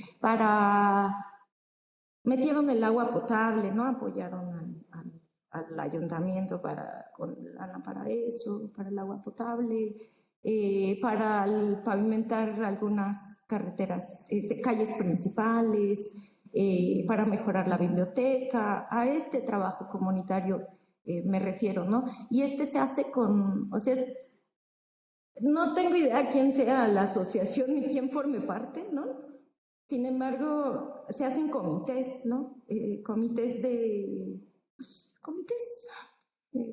esta organización, y estos comités siempre tienen más mujeres que hombres. O sea, por ejemplo, el comité son 10, 2 hombres, 8 mujeres. Así. Entonces, a este trabajo comunitario en los otros territorios me refería. Y por último, ¿cómo pienso? ¿Por qué encuesta y etnografía? Esto también lo tomé del INSTIFEN. O sea, yo quería hacer una encuesta, quería tomar datos cuantitativos porque para mí es importante el dato. O sea, puedo decir, la demografía, no sé qué, pero yo respeto los datos. Y me gustaría como contextualizarlos, ¿no? Entonces, a mí me parece que un acercamiento etnográfico posibilitaría una encuesta menos, o sea, haría a lo mejor